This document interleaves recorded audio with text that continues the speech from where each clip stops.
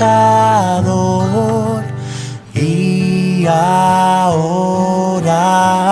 yo tengo voz. Nadie como tú, nadie como tú, nadie como tú puede hacer las cosas tan maravillosas en mi corazón. Nadie como tú, nadie como tú, nadie como tú puede hacer las cosas tan maravillosas en mi corazón.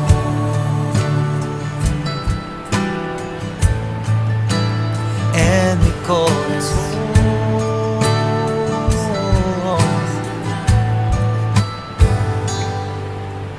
Hay victoria en ti, Jesús. Fue tu sangre en la cruz que limpia este pecador, y ahora yo tengo voz.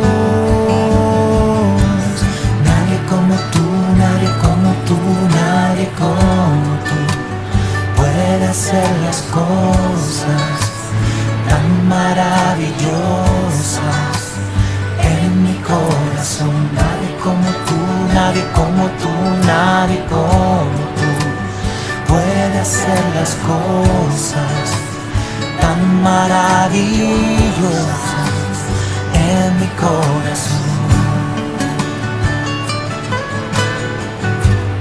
Nadie como tú.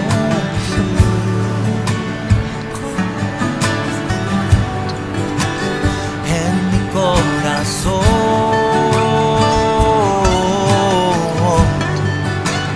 en mi corazón, en mi corazón.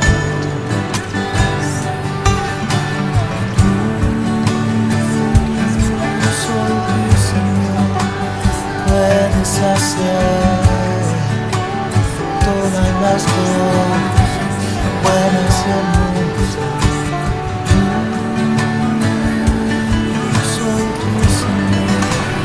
Puedes hacer todas las cosas. No hay nadie igual a ti que traiga paz a mi interior. No hay nadie igual a ti que traiga paz a mi interior. Tú traes paz a mi interior, que traiga paz a mi interior.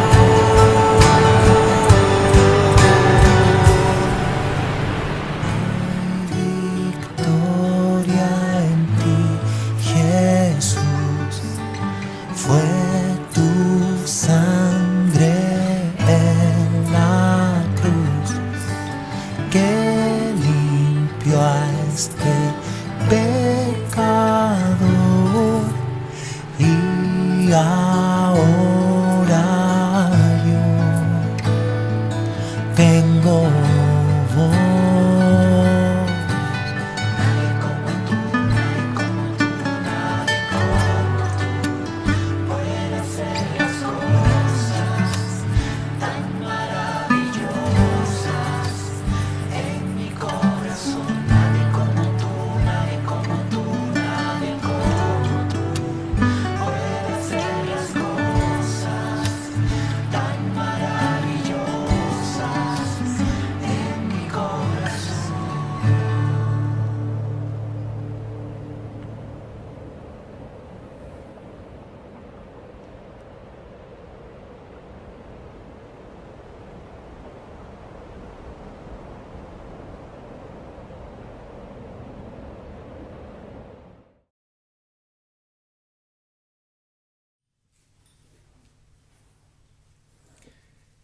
Alcanzamos buenos días todavía, ¿no? ¿Cómo están? Qué bueno, qué bueno. Qué bueno que podamos estar reunidos nuevamente y también en celebración, ¿no? El poder pasarla bien como iglesia. Estaba el otro día viendo un video que tiene que haber sido como las primeras celebraciones en las que yo participé así como a nivel familiar, y me tocó bailar un pie de cueca con Claudia. Entonces habían como 10 o 12 parejas. Y yo lo estaba viendo y yo hacía unas cosas así como hacia abajo. Y yo dije, y ahora mirando atentamente no había ninguna parte parecida a eso. Pero bueno, el Señor dice que nos va a perfeccionar en algún momento, así que dice que vamos a ser perfeccionados en todo. Bueno, sí, pues bueno, querido, siempre es un momento de mucho gozo. También el corazón contento de poder compartir la palabra del Señor con la amada iglesia. Bueno, hemos estado viendo a través de nuestro pastor Huberto varias cosas que son bien importantes que yo quisiera encadenar con la prédica de hoy día. Él nos ha estado hablando de como la importancia del fortalecimiento de la iglesia, pero siendo miembro activo de la iglesia. O sea, nosotros siendo miembros activos recibimos un fortalecimiento y un lugar de preparación que no lo tenemos en ninguna otra parte. Y él hablaba de ser miembro de manera integral de la iglesia. Cuando tú logras hacer eso, tú empiezas un fortalecimiento y un crecimiento que es para el desarrollo tuyo, pero también el desarrollo de la iglesia. ¿Ya? Y lo segundo que también nos ha estado enseñando él es que el Padre honra a quien sirve. Y por tanto recibimos en el corazón de que toda persona que tiene autoridad en la iglesia nosotros la debemos honrar. En particular a quien enseña o predica. Entonces tenemos en el corazón hoy día a nuestro pastor, Huberto, quien está enseñando y predicando, y entonces nuestro corazón tiene que tenerlo en especial honra. Y esto como síntoma de una iglesia que está en paz, donde esta iglesia en paz, que está unida, no tiene ninguna posibilidad de divisiones ni pleitos. Por tanto, hemos estado hablando de cuidar la unidad, de cuidar la iglesia. Y pensaba que como cuerpo de Cristo empezamos a vernos en una unidad. Ya no nos vemos separados. Y naturalmente empezamos a actuar, a pensar, a movernos como un solo cuerpo. Eso es muy importante para que lo podamos ver entre todos el día de hoy. Y en función de eso quisiera predicar hoy día algo que he titulado como el gozo que Dios nos ha reservado. El gozo que Dios nos ha reservado. Querida iglesia, de partida entendamos que Dios nos ha reservado un gozo que no lo vamos a encontrar en ninguna parte más que en Él mismo y en la iglesia. Amén. Bueno, me acompañan a orar hoy día para pedir al Espíritu Santo que guíe esta reunión y este mensaje. Señor, te damos gracias hoy día por tu iglesia, Señor, por el cuerpo de Cristo. Tú eres, Señor, el que añade, Señor. Gracias por eso. Tú viniste a rescatar lo que se había perdido, Señor. Tú nos añadiste a tu iglesia, Señor. Nos diste un lugar, una casa. Gracias por eso te damos, Señor, y queremos hoy día tener celo en el cuidado de la iglesia, Señor. Así como tú nos cuidas, Señor, ser capaces nosotros también de cuidarnos a nosotros mismos, Señor, tomando todos tus fundamentos, Señor, todos tus preceptos, llevados, Señor, a nuestra vida diaria y a la vida en la iglesia y para la iglesia, Señor. Espíritu Santo, te pido, Señor, que hoy día prepares nuestros corazones para recibir lo que tú tienes destinado para nuestros corazones, un tiempo de fortalecimiento, de crecimiento, Señor, de este gozo que tú tienes reservado para nosotros, Señor, que no se compara con nada, Señor. Eres tú, Señor, la fuente del gozo, Señor.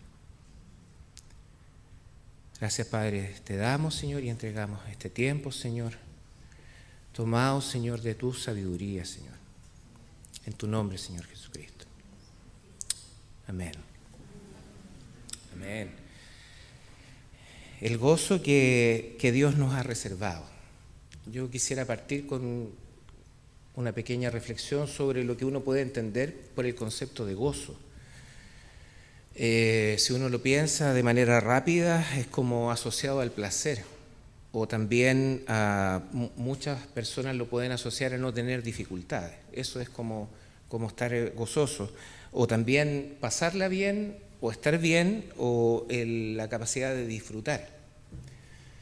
La verdad, esta primera definición nos acerca a lo que el mundo entiende por estar gozoso o gozar o ser un gozador, ¿no?, de la vida. Naturalmente esto nos lleva a la intensidad de los sentidos. Y naturalmente en la búsqueda de esta intensidad de los sentidos, el hombre ha buscado formas para justificar el placer desde la cultura, desde movimientos sociales, que naturalmente lo llevan a buscar esta alegría o este gozo en las cosas materiales o las cosas del mundo. ¿Qué cosas del mundo pueden hacer sentir este gozo al hombre? Podría ser, no sé, el dinero, o la posición social, o el estatus, o entre más tiene el hombre, más gozoso se siente. También incluso podría ser la comida en sí misma. Buscar el gozo en la comida, en las cosas que son de esta tierra, ¿no? El ser reconocido también podría llevar a la búsqueda del gozo del hombre. También ha buscado este gozo o este placer en la seguridad que le podría ofrecer la ciencia. Una búsqueda asociada a esto es el deseo de la eterna juventud, permanecer para siempre jóvenes. Pero usted sabe que no se puede porque la célula se oxida y entra en un deterioro que es inevitable. Sin embargo, el hombre del mundo podría buscar este placer en la certeza de la ciencia. Finalmente, esto es como la finalidad de estar siempre bien sin ninguna dificultad. Esta es una visión naturalmente limitada. Sin embargo, escrituralmente, ya el apóstol Pablo lo había descrito hace mucho tiempo atrás. Vamos a ver una primera escritura que es segunda de Timoteo 3, 2, 4. Segunda de Timoteo 3, 2, 4. Y el apóstol dice que va a haber un tiempo que hace la descripción de los últimos tiempos, en donde dice, pues la gente solo tendrá amor por sí misma y por su dinero. Y dice, serán fanfarrones y orgullosos y se burlarán de Dios. Yo sé que mientras voy leyendo, es como la descripción exacta de los tiempos actuales. Y en estos tiempos actuales, el gozo está puesto en el placer de estar siempre bien. Y además dice, serán desobedientes a sus padres y malagradecidos y no considerarán nada sagrado. No amarán ni perdonarán, calumniarán a otros y no tendrán control propio. En el estallido social, yo creo que todos vimos esa evidencia, pero a nivel masivo. Cómo las personas no tenían control propio, a un nivel de agresividad nunca visto antes. Y también dice, serán crueles y odiarán lo que es bueno. Y traicionarán a sus amigos, serán imprudentes, se llenarán de soberbia y dice finalmente, amarán el placer en lugar de amar a Dios. Yo creo que esta escritura refleja lo que yo anteriormente les decía, cómo la cultura busca este placer basado en un fundamento, que se ama al placer en lugar de amar a Dios. Esta posición, el tiempo moderno lo describe como la cultura hedonista, que es la búsqueda de el placer o de amarse a sí mismo, pero buscando el placer. Pero además se levanta la visión del egoísmo y del egocentrismo. Porque todo lo que describe aquí no considera en nada al otro, sino que se considera a sí mismo para el propio placer. Esta escritura le concierne a la Iglesia porque en Primera de Timoteo Pablo describe tiempos difíciles de los últimos tiempos en donde muchos apostatarán de la fe. Y dice además que van a poner atención a espíritus engañadores y a doctrinas de demonios. O sea que en algún momento tú podrías buscar ser parte de esa doctrina, justificando el placer sobre otras cosas. Hay quizás una aproximación en el Evangelio de la prosperidad. Y hay que tener cuidado. Doctrinas que son demoníacas, ¿no es cierto?, que colocan el placer en el mundo natural, de cosas materiales, de eventos, de hechos, momentos que vienen y que van a lo largo de la vida. Niños pequeños buscando el placer desde pequeños, adolescentes buscando el placer en sus procesos formativos y hombres jóvenes y maduros también buscando el placer por sobre Dios. La cultura actual mueve esa búsqueda de placer por sobre Dios. Y bueno, tenemos que estar atentos. Si lo resumimos, esto es lo que se llama el gozo circunstancial. ¿Por qué circunstancial? Porque depende de las circunstancias que tú te vives.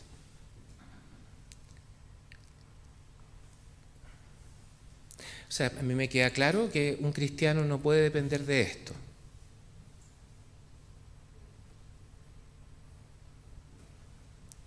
Nosotros lo entendemos bien en el caminar nuestro con Jesucristo, ¿no? Que en algún momento no dependemos de las circunstancias. Vamos a ver otra escritura que está en Juan 16:33. Mira, Juan 16:33. Y qué increíble, porque la sabiduría del conocimiento de Dios, ¿no? Vemos, ¿no es cierto?, que dice que les he dicho todo lo anterior para que en mí tengan paz.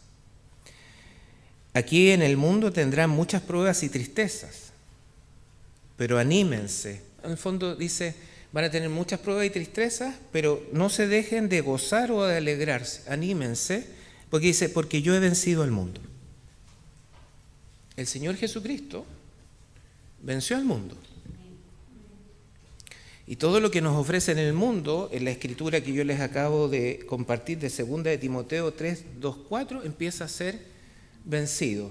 La escritura nos enseña que el mundo, Jesucristo crucificó al mundo.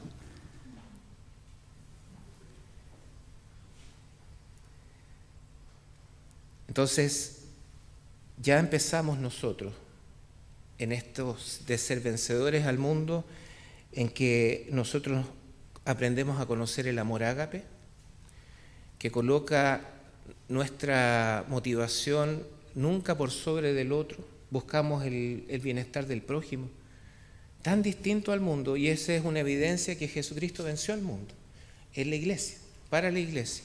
También ya no nos fijamos en la seguridad del dinero.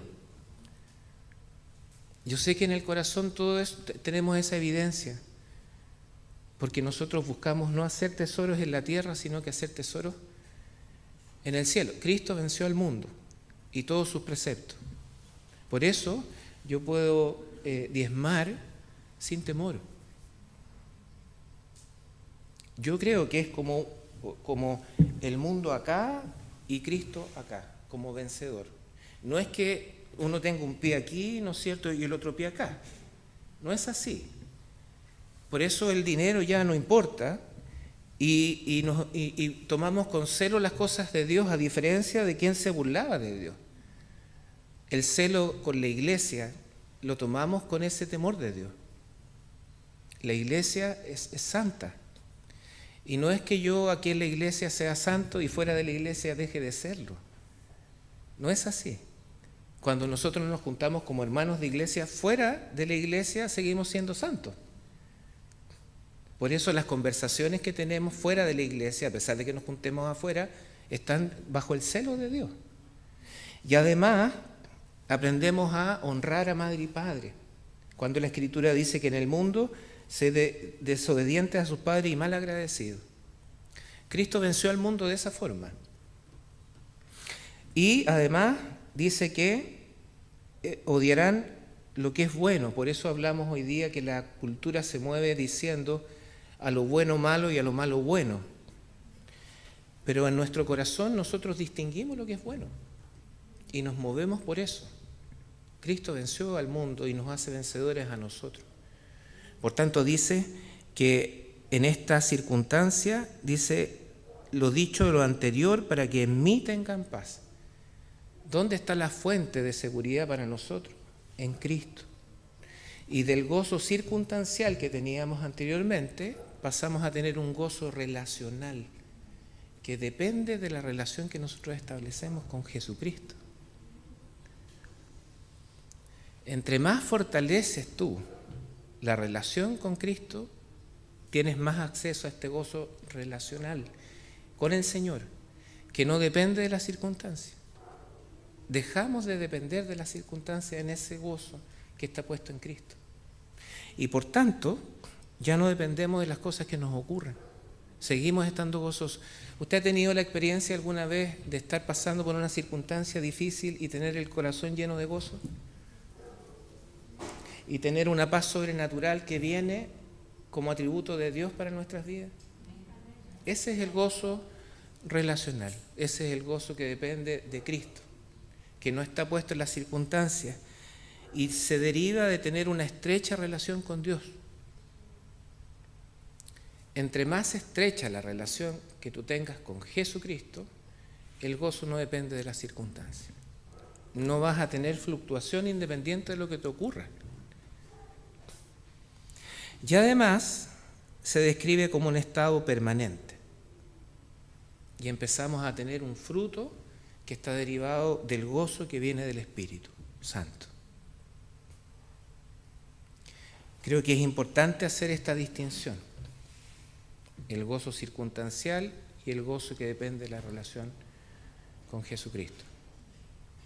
La descripción está en que este gozo que el Espíritu trae a nuestras vidas nos va a colocar por sobre las circunstancias que podamos nosotros vivir o por sobre las dificultades o las situaciones angustiosas. Cristo nos advierte que en el mundo nosotros vamos a tener aflicción. Sin embargo, dice que la paz viene de Él y que si nosotros nos tomamos de Él, además somos vencedores de las circunstancias que el mundo nos puede ofrecer. Amén. Estaba pensando que el mundo desconoce el pasarla bien asociado a la santidad. Por eso hay tanta transgresión, por eso el placer del mundo es muy carnal y además te puede llevar incluso a una adicción. Pero nosotros como iglesia la pasamos tan bien. Si nosotros miramos las imágenes de esta reunión, hay tanto gozo, pero no separada de la santidad, que es un sello nuestro. No dejamos de pasarla bien, nunca separado de la santidad. Los cristianos la pasamos súper bien, pero en santidad. Y eso es parte de lo que nosotros, como atributo, Dios ha colocado en nuestros corazones. Hay un hombre que anhela recibir de Dios y otro hombre que ha endurecido su corazón para siempre. En ese corazón del hombre que ha endurecido el amor de Dios para siempre, está quien además como que se va en contra del Evangelio. Es un hombre que desprecia a Dios en todo. Y por eso entendemos que la justicia de Dios ya empieza a operar en ese corazón también para condenación para siempre. Sin embargo, hay otras personas que anhelan porque se dan cuenta que hay un vacío, que lo que ofrece el mundo no los llena. Y hay una escritura que está en 1 de Timoteo 6:17, que dice lo siguiente. 1 de Timoteo 6:17. Dice, enséñale a los ricos de este mundo que no sean orgullosos ni se confíen en su dinero, el cual es tan inestable. Deberían depositar su confianza en Dios, quien nos da en abundancia todo lo que necesitamos para que lo disfrutemos.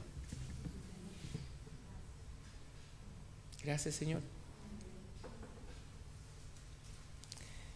Nos da en abundancia todo lo que necesitamos para que lo disfrutemos.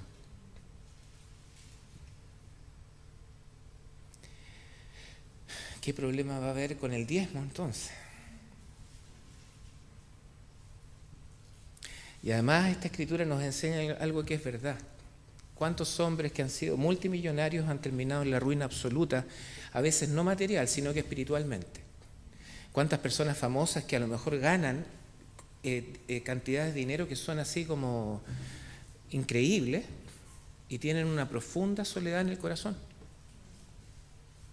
¿Cuántos actores famosos, muy famosos, que los adolescentes se identifican con ellos queriendo tenerlo de ellos, terminan muertos por suicidio? La tasa es increíble. No hay nada que supla al hombre salvo que coloque y deposite toda su confianza en Dios, que yo sé que es un sello nuestro. Los hombres de iglesia, los varones de iglesia, ¿estamos depositando toda nuestra confianza en Dios? ¿O quizás en nuestra fuerza, en nuestra capacidad, en nuestro trabajo?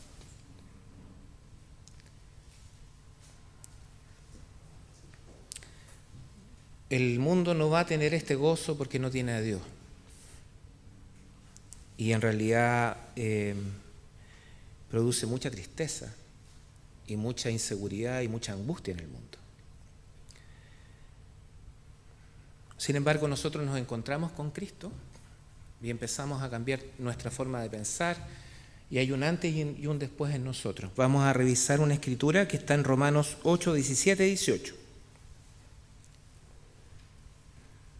Mira, Romanos 8, 17, 18. La voy a leer completa y quisiera hacer un par de preguntas, ¿no?, para que la podamos reflexionar. Dice, así que como somos sus hijos, también somos sus herederos. De hecho, somos herederos junto con Cristo de la gloria de Dios. Pero si vamos a participar de su gloria, también debemos participar de su sufrimiento. Entonces yo me preguntaba cuando estaba preparando la prédica, ¿quién tiene el anhelo de ser heredero con Cristo? Hoy pueden levantar la mano, pues sí. ¿Quién tiene el anhelo en el corazón de recibir la gloria de Dios? ¿Quién tiene el anhelo de participar de su sufrimiento? Fíjate que se le hace tanto el quite al concepto del sufrimiento, porque el sufrimiento del mundo es para muerte, y muerte real, muerte en desesperanza. Pero el sufrimiento de participar con Cristo es hacernos parte de la victoria que Él tuvo en la cruz por cada uno de nosotros. Tú te haces parte. Cuando participas del sufrimiento de Cristo, te haces parte de la victoria que tuvo Jesucristo por cada uno de nosotros en la cruz. Y entramos como iglesia en un tiempo de educación y preparación para recibir en la plenitud de la gloria venidera.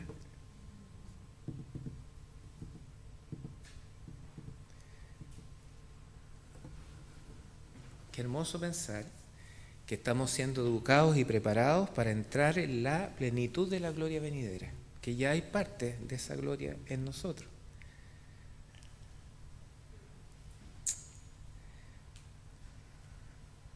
Amén.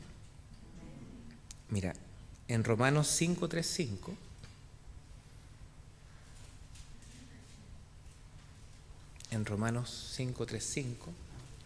dice lo siguiente: también nos alegramos al enfrentar pruebas y dificultades, porque sabemos que nos ayudan a desarrollar resistencia. Qué hermoso. Gracias, Señor, por las pruebas para la iglesia. Porque dice la Escritura que nos ayudan a desarrollar resistencia, y la resistencia desarrolla firmeza de carácter, y el carácter fortalece nuestra esperanza segura de salvación. Acá hay una alusión, querida iglesia, a la formación de un carácter que es un carácter eterno, para la eternidad. Y tiene que ver con las pruebas y dificultades que nosotros nos hacemos victoriosos en Cristo, porque en Cristo somos más que. Y interesante porque vamos desarrollando un carácter. Ese carácter que el Señor va desarrollando en nosotros ahora está destinado para el milenio. Para cuando vengamos a reinar con Él en el milenio, vamos a venir con un carácter eterno, ya formado.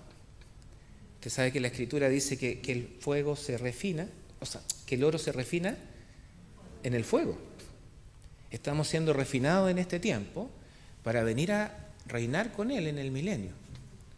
O sea, no es una visión corta de lo que nos ocurre acá, sino que tiene un propósito mayor. Así como dice que fortalece nuestra esperanza segura de la salvación, y esa esperanza no acabará en desilusión.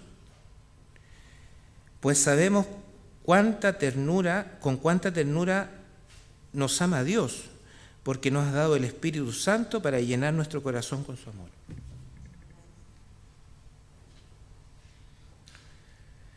Por eso, cuando somos parte de la iglesia, ya no nos amamos a nosotros mismos, sino que somos capaces de amar al otro. Y yo amo a quien no ha llegado todavía a la iglesia y que va a llegar. Imagínese antes, en la condición antes de Cristo. ¿Qué me va a importar? ¿Quién iba a llegar si no lo conozco? No es de mi familia, no es de mi sangre. Cuando aquí nosotros pasamos a ser parte de un reino celestial, una familia celestial.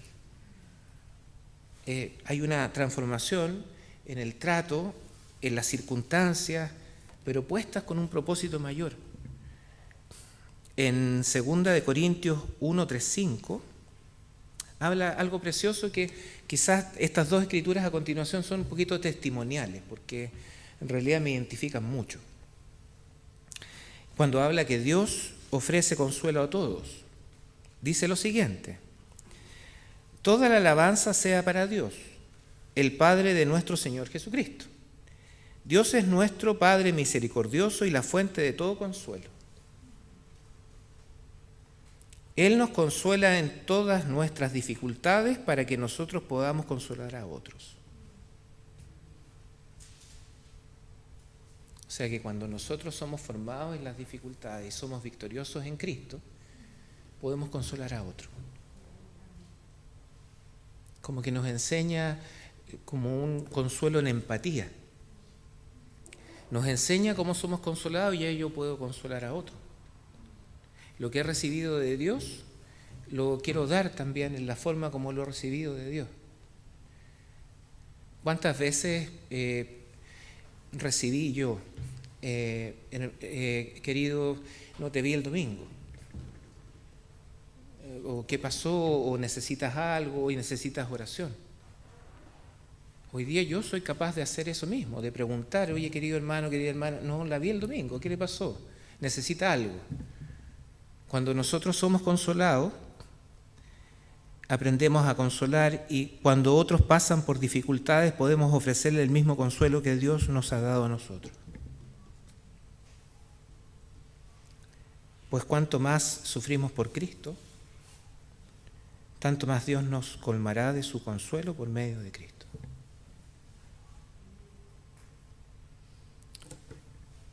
¿Usted quiere y anhela ser heredero de Cristo? ¿Anhela la gloria de Dios? ¿Anhela participar de su sufrimiento?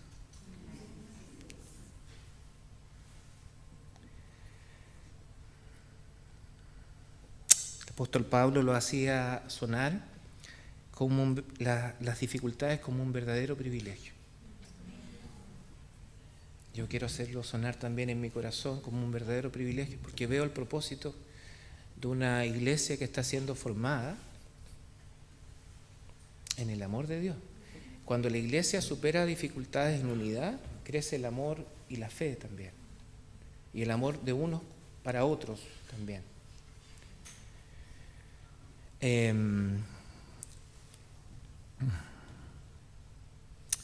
Entendí por qué se habla de que Cristo es un varón experimentado en quebranto. Porque Él sufrió y vivió el sufrimiento y se hizo experto en sufrimiento. Nosotros también somos una iglesia que va a ser formada también en el quebranto, con un propósito mayor. Y mira, en Salmos 119, 71, 72, esta es la escritura testimonial, querida iglesia. Dice, el sufrimiento me hizo bien, porque me enseñó a prestar atención a tus decretos. Tus enseñanzas son más valiosas para mí que millones en oro y plata. Eso me pasó a mí. Gracias, Señor, por lo que me hiciste pasar, porque me hizo tan bien. Hubo un antes y un después en mi vida, en un proceso de aflicción bien profunda en el trato de Dios, pero ligado a profundo amor. Yo lo veo así hoy día. Y esa situación que yo viví me hizo devolverme a poner atención a los decretos de Dios, que son mi fundamento hoy día. Por eso yo no tengo anhelo material hoy día, ni tengo la seguridad puesta en la casa o en el auto o en la carrera o en la profesión, sino que tengo anhelo en las enseñanzas de Dios, que son para mí más que millones en oro y plata.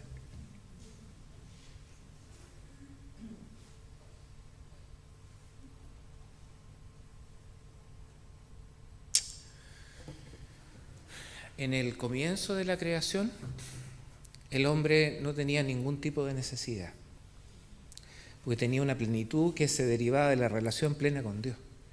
Luego el hombre cae por el pecado y empieza un vacío profundo. Y ese vacío, el único que lo puede llenar de nuevo es Jesucristo. No existe otra cosa. El hombre se afana, el hombre que no conoce a Dios, en buscar esa llenura en otras cosas. Fíjense que la Organización Mundial de la Salud dice que la depresión va a ser la causa de discapacidad entre jóvenes y adultos, proyectando el 2030 como característica central de la sociedad.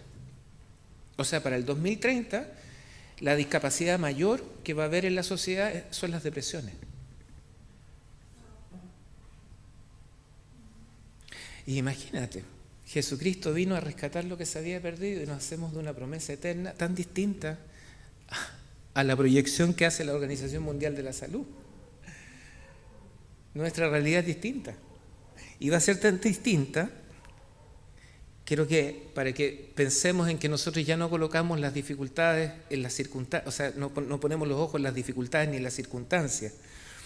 En la Escritura 2 de Corintios 4, 17, 18, dice lo siguiente.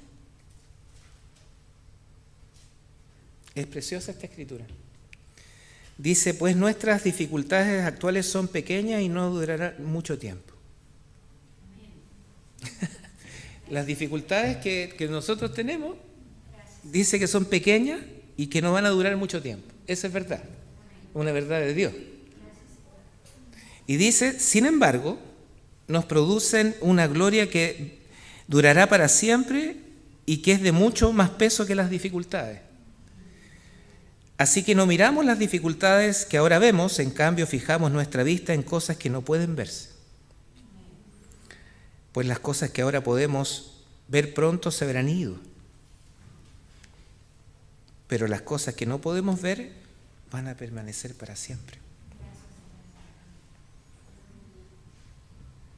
Todo lo que podemos ver ahora, toda la seguridad del hombre va a pasar. Pero lo que no va a pasar nunca es la promesa que Dios tiene para su iglesia. En algún momento nos va a producir una gloria que durará para siempre. El hombre entra en ese vacío y cuando conocemos a Jesucristo y lo aceptamos en nuestro corazón, empezamos a tener una llenura. Todavía que no es completa, pero esa llenura va a venir completa cuando nosotros nos encontremos con Él. Y ahí no vamos a tener ningún tipo de necesidad. Mientras tanto, es necesario padecer un tiempo, pero con un propósito de gloria eterna.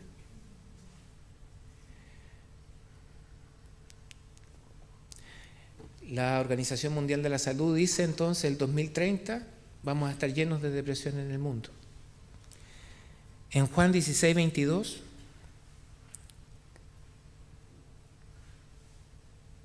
dice lo siguiente: así que ahora ustedes tienen tristeza.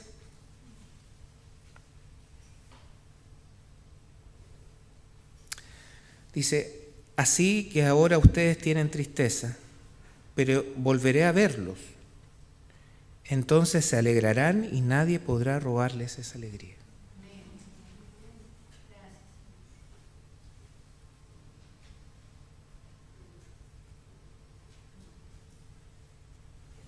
Eso es lo que está destinado para nosotros. Que un día tengamos esta alegría que nadie nos va a poder robar. Nada ni nadie nos va a poder robar esa alegría que está prometida para la iglesia.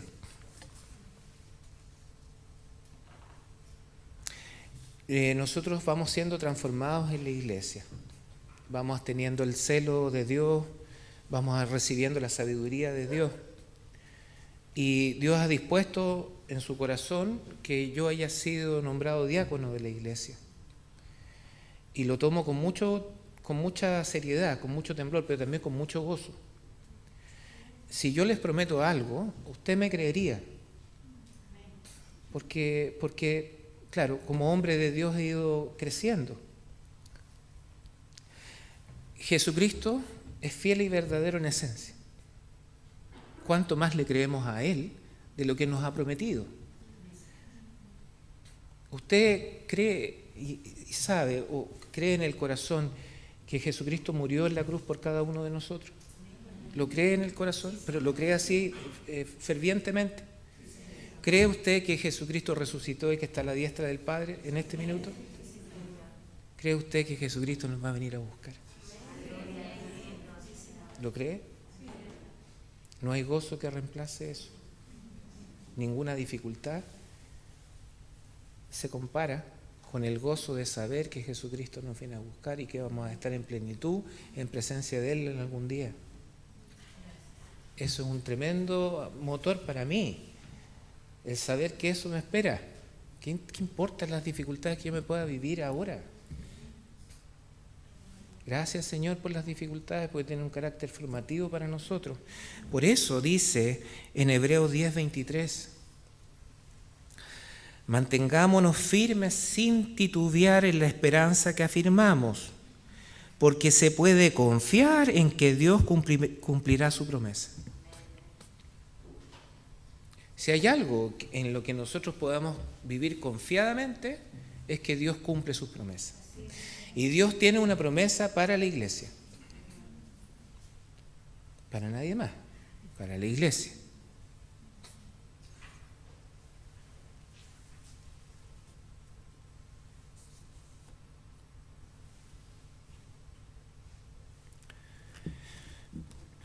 ¿Cómo está formando Dios hoy día mi carácter eterno? ¿Con qué circunstancia que me estoy viviendo? Porque todos nosotros nos vamos a vivir circunstancias, pero somos más que victoriosos en Cristo.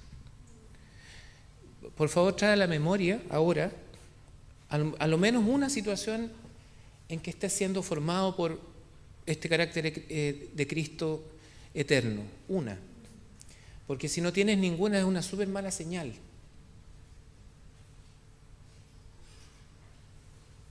Traiga memoria en qué está siendo formado hoy día. Gracias, Señor. Así como el apóstol Pablo lo hacía sonar como un verdadero privilegio toda dificultad. Y entonces, con esto ya voy terminando, querida iglesia, vamos a ir a 1 de Tesalonicenses 4, 16, 18. ¿Saben qué? Quisiera pedirles que mientras yo leo esta escritura cierren los ojos un poquito. Dice: Pues el Señor mismo descenderá del cielo con un grito de mando, con voz de arcángel y con el llamado de trompeta de Dios. Primero los creyentes que hayan muerto se levantarán de sus tumbas, luego junto con ellos nosotros, los que aún sigamos vivos sobre la tierra. Seremos arrebatados en las nubes para encontrarnos con el Señor en el aire.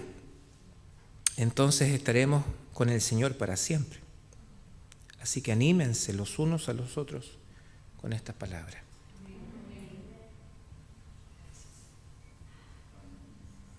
Eso es la promesa que tenemos nosotros. Mientras tanto, así como decía el apóstol Pablo, parafraseando un poquito al apóstol Pablo, damos gracias mientras tanto a Dios por la paciencia y fe que formamos en las dificultades. Damos gracias porque esto nos permite crecer en la fe, en el amor de todos, que va creciendo también, y un día para ser tomados dignos del reino de Dios, por el cual asimismo padecemos.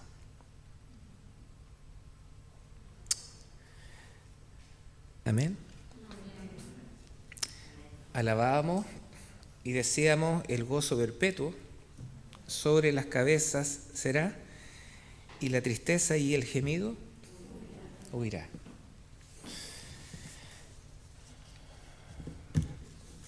Finalmente, antes de orar,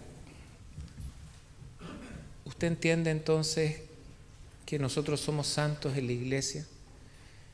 Que tenemos que cuidar el testimonio, que tenemos que cuidarnos entre hermanos, que no pueden haber murmuraciones, ni divisiones, ni falta de honra a la autoridad, porque la iglesia es protegida y cuidada por el Espíritu Santo.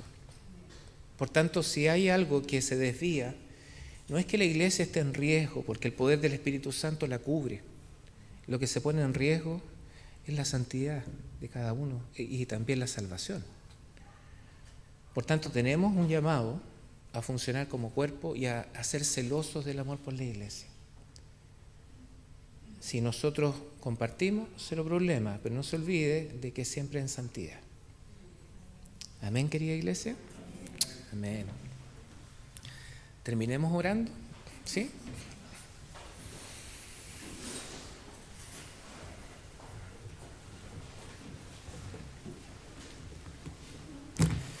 Gracias, Señor, te damos hoy día, Padre, en primer lugar por la iglesia, por esta iglesia preciosa a la que tú nos has añadido, Señor, la que está siendo formada, Señor, para recibir en plenitud en algún momento la gloria venidera. Te damos gracias, Señor, porque tú nos formas un carácter también que va a ser eterno, con las dificultades o las situaciones que nos toque vivir, pero siempre pensando que somos más que victoriosos en Cristo. Padre Santo, hoy día rogamos, Señor, por una iglesia santa, Señor, por una iglesia que se mueve en el celo de Dios, Señor, en todo tiempo. Gracias porque tú vienes a buscarnos, Señor, y es una iglesia que se está formando en santidad, Señor, para recibir todas las promesas y las bendiciones que tú tienes preparadas para nosotros como tu iglesia, Señor. Gracias, Señor, por ese amor, por esa misericordia, Señor. Gracias por revelarnos la unidad, Señor. Gracias por entender que tú eres la cabeza del cuerpo de Cristo, Señor, que somos uno solo en el Espíritu Santo, Señor. Gracias, Señor, por tu amor, por tu misericordia y por todo lo que tú estás formando en nosotros, Padre Santo. En tu nombre, Señor Jesucristo. Amén, Señor. Terminamos alabando con gozo. Amén.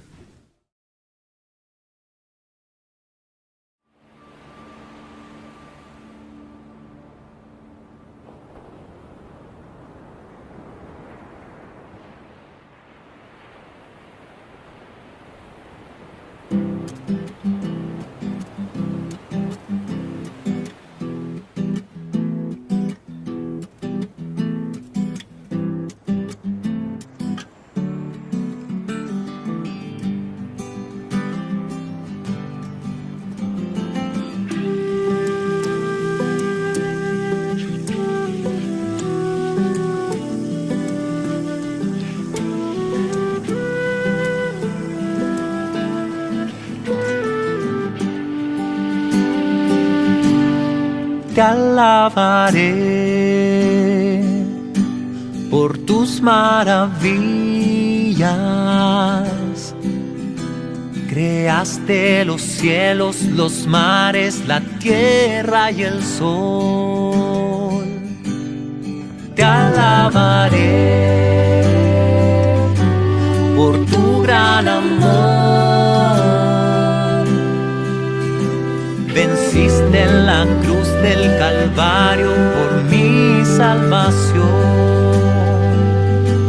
Tú eres santo, digno, Rey de gloria, poderoso, majestuoso, soberano, príncipe de paz. Tú eres santo, digno, Rey de gloria, poderoso, majestuoso, soberano, príncipe de paz. Te alabaré entre los pueblos, cantaré con fuerza tu nombre a toda nación. Te alabaré con mi corazón. Cambiaste mi llanto en baile, sacaste el dolor. Tú eres santo, digno, Rey de gloria, poderoso, majestuoso, soberano, príncipe de paz. Tú eres santo, digno, Rey de gloria, poderoso, majestuoso, soberano, príncipe de paz. Tú eres santo, digno, Rey de gloria, poderoso, majestuoso, soberano, príncipe de paz. Tú eres santo, Rey de gloria, soberano, príncipe de paz.